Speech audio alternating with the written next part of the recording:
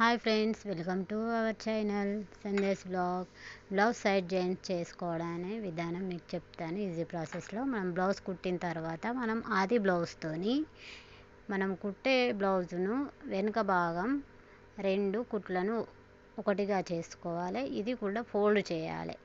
నడుము దగ్గర నుండి 2 సైడ్లు జాయింట్ చేసి అటువైపు ఇటువైపు సేమ్ సైజు ఉందా లేదా అనేది చూసుకోవాలి ఆది బ్లౌజ్తో. నెక్స్ట్ ఏంటంటే కాజాపట్టి దానికే కొలవాలి. ఆది బ్లౌజ్కు మనం కుట్టిన బ్లౌజును ఉక్సుపట్టికే కొలాలి, కాజాపట్టికే కొలవాలి. ఆ తర్వాత నేను ఉక్సుపట్టి కొలుస్తున్నాను.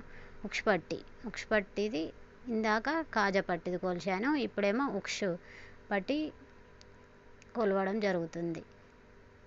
వెనుక భాగం కూడా అంతే, డబల్ ఫోల్డ్ చేసుకోవాలి. మనం కటింగ్ చేసుకునేటప్పుడు డబల్ ఫోల్డింగ్ ఎట్లా ఉంటుందో అట్లనే ఆ విధంగానే ఆది బ్లౌజును కూడా అట్లనే చేయాలి. నెక్స్ట్ ఏంటంటే హ్యాండ్స్ సేమ్ సైజ్ కరెక్ట్గా పఫ్, ఈ బ్లౌజ్కు పఫ్ అన్నట్టు అయితే 2 హ్యాండ్స్ ఒకటిగా చేసుకొని సేమ్గా పెట్టుకోవాలి కరెక్ట్గా.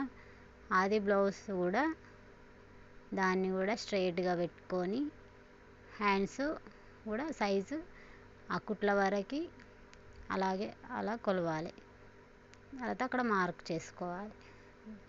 ఆ మార్కుని పట్టేసుకొని స్ట్రైట్గా ఒక లైన్ స్టిచ్ చేసుకోవాలి.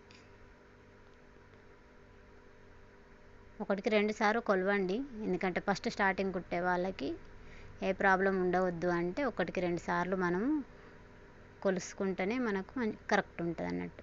అక్కడ స్ట్రైట్ కుట్టు హ్యాండ్ నుండి డైరెక్ట్ కుట్టు లాస్ట్ వరకు వేసుకోవాలి. ఇట్లా నేను చూపించే విధానంగా కరెక్ట్ స్ట్రైట్ వేసుకోవాలి. మళ్ళీ తర్వాత బ్లౌజును స్ట్రైట్ ఉందా లేదా అని చూసుకోవాలి. ఒక కుట్టు వేసిన తర్వాత ఆడ మనకు లూజు టైట్ ఆల్రెడీ చంక భాగంలో కనిపిస్తుంది. అందులో కూడా ఏడ లూజ్ ఉండేది అనేది కనిపిస్తుంది మనకు. ఆడ ఒక కుట్టు వేసుకుంటే బ్లౌజ్ కరెక్ట్గా సెట్ అవుతుంది. చూడండి, 4 కుట్లు వేసుకోవాలి.